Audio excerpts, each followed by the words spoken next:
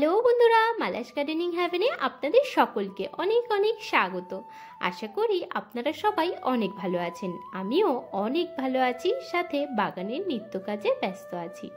বন্ধুরা, আজকের ভিডিওতে কিছু পরিমাণে এই গোলাপ ফুল গাছের পরিচর্যা করব। আর সজনে ডাঁটা গাছে সজনে ডাঁটা ধরেছে, সেখান থেকে কিছুটা ডাঁটা হারভেস্ট করব। তবে চলুন সময় নষ্ট না করে কাজগুলো করে ফেলা যাক। গোলাপ ফুলের গাছগুলোতে দেখুন গাছ ভর্তি ফুল রয়েছে, সাথে নতুন কুড়িও আসতে চলেছে। আর এই গোলাপ ফুলের গাছটা তো এবছর শীতের প্রথমে মাত্র 20 টাকা দিয়ে কিনেছিলাম, আপনারা জানেন। আর ভিডিওটাও রয়েছে যে 20 টাকার একটা ছোট্ট গোলাপ ফুলের গাছ থেকে কি পরিমাণে ফুল আমি পাচ্ছি।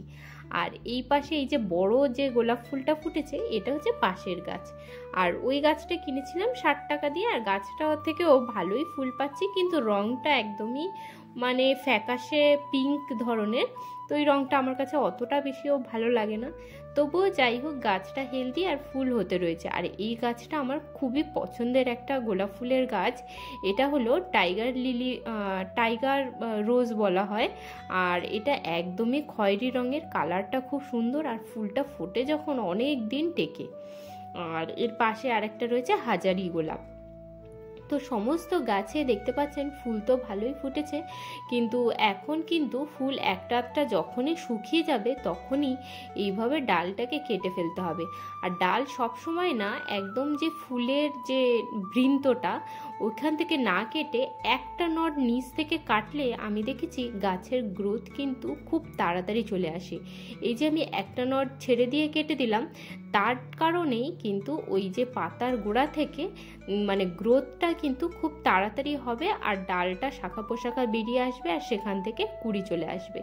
তো একইভাবে টাইগার লিলিগুলোও কিন্তু ভালোই শুকিয়ে গেছে। এখন মাত্র আর কিছুদিনের মধ্যে গাছের ফুল এমনিই ঝরে পড়বে পাপড়ি। তো ততদিন পর্যন্ত অপেক্ষা না করে গাছগুলোকে থেকে সমস্ত ফুলগুলোকে প্রুনিং করে দেব। তো গাছ থেকে ফুল তো প্রুনিং করে দেব, তার আগে গোলাপ ফুল গাছের গরমের কিছু পরিচর্যার বিষয়টা আপনাদেরকে বলে দিই। গোলাপ ফুলের গাছ কিন্তু একটা হেভি ফিডার গাছ। গোলাপ ফুলের গাছে যখনই এইভাবে ফুল কেটে দেওয়া হবে, তারপরেই কিন্তু লিকুইড ফার্টিলাইজার বা একটু ব্যানানা পিল ফার্টিলাইজার আপনারা ব্যবহার করতে পারেন। লিকুইড ফার্টিলাইজারের মধ্যে সরিষার খোল পচা জল, চা পাতা ভিজানো জল, আর হচ্ছে কলার খোসা ভিজিয়ে রেখে যে লিকুইড সারটা তৈরি হয়, এই সার কটা কিন্তু গোলাপ ফুলের গাছ ভীষণ পছন্দ করে। আর আমি প্রায় 15 দিন থেকে 30 দিন অন্তর, অর্থাৎ হয়তো মাসে একবার নয়তো 15 দিনে একবার প্রত্যেকটা গাছেই সর্ষের খোল পচা জল দিয়ে দিই, আর গোবর সারও দিয়ে দিই। আর এদিকে দেখুন গাছের প্রত্যেকটার গোড়া কিন্তু খড় দিয়ে ভালোভাবে আমি মালচিং করে রেখেছি, কারণ এই গরম কিন্তু নর্মাল গাছের জন্য খুবই ক্ষতিকারক। আর গোলাপ ফুলের গাছ তো এমনি একটা ভীষণ শৌখিন গাছ। এই গাছ কিন্তু খুব সাধারণ পরিচর্যাতে হয় না, কারণ এই গাছের মেলা সমস্যা আমি দেখেছি। এক হচ্ছে গাছের মধ্যে প্রচুর পরিমাণে কালো কালো ছিটছিট হয়ে যাওয়া, পাতা নষ্ট হয়ে যাওয়া, কখনো কখনো ডাইব্যাক অর্থাৎ ডালপালা শুকিয়ে যাওয়া, কখনো কখনো পাতা হলুদ হয়ে ঝরে পড়ে যাওয়া। আর কিছু কিছু গাছে তো দীর্ঘদিন গাছ পড়ে থাকে, তাতে ফুল আসে না। তো গাছে ফুল থাকবে, গাছ সতেজ থাকবে, তার জন্য গাছে কিন্তু পর্যাপ্ত পরিমাণে খাবার দেওয়া খুবই জরুরি। আর যদি আমার বলা কথা অনুযায়ী, অর্থাৎ আমি যেভাবে বললাম সেভাবে খাবার প্রয়োগ করতে থাকেন, তাহলে আপনাদের গাছেও দেখবেন এইরকম সুন্দর ফুল আসবে। তো আর একটা গোলাপ গাছের জন্য বিশেষ কথা হলো, গোলাপ গাছ বসাবার সময় মাটি তৈরি।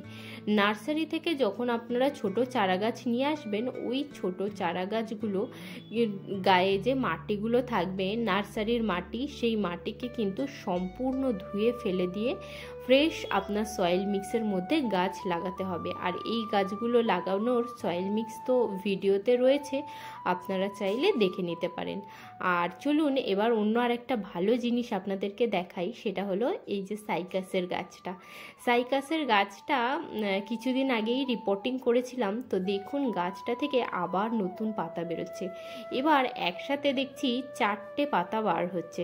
আর এই 4টে পাতা বার হলে গাছটা একটা পরিপূর্ণতা পাবে, গাছটা একটা সুন্দর শেপে আসবে। আর এখানে দেখতে পাচ্ছেন এই যে সজনে ডাঁটাগুলো একদম পোক্ত হয়ে গেছে, এখনই নামিয়ে ফেলবো। আর কিছুদিন পরে নামালে ডাঁটাগুলো একটু শক্ত হয়ে যাবে, আর আমার বাড়িতে এরকম একটু কচি ডাঁটাই খেতে পছন্দ করে, তো তার জন্য গাছ থেকে আজকে ডাঁটাগুলোকে নামিয়ে ফেলবো। এই ছাদ বাগানে এই যে ডাঁটার গাছটা দেখতে পাচ্ছেন, এটা হলো 3 বছর পুরনো। আগের বছর, তার আগের বছর এই ডালটাকে লাগিয়েছিলাম, আর আগের বছরে বেশ কিছু ফল এসেছিল, আর এবার দেখছি ডাঁটার সংখ্যা একটুখানি কম এসেছে। যাই হোক, যাই সমস্যা হয়েছে না কেন, বাড়ির গাছের থেকে। আর গার্ডেনিং রিলেটেড যদি আপনাদের কোনো রকম প্রশ্ন থাকে তাহলে আমাকে কমেন্টে অবশ্যই জানাবেন, আমি আপনাদেরকে রিপ্লাই দেওয়ার জন্য সর্বদাই তৈরি থাকি। আর যদি একটুখানি আমি আপনাদেরকে হেল্প করতে পারি এ বিষয়ে, সত্যি কথা বলতে আমার ভালোই লাগবে। তো কমেন্ট অবশ্যই করবেন। আজকের মতন এইটুকুই, টাটা বন্ধুরা।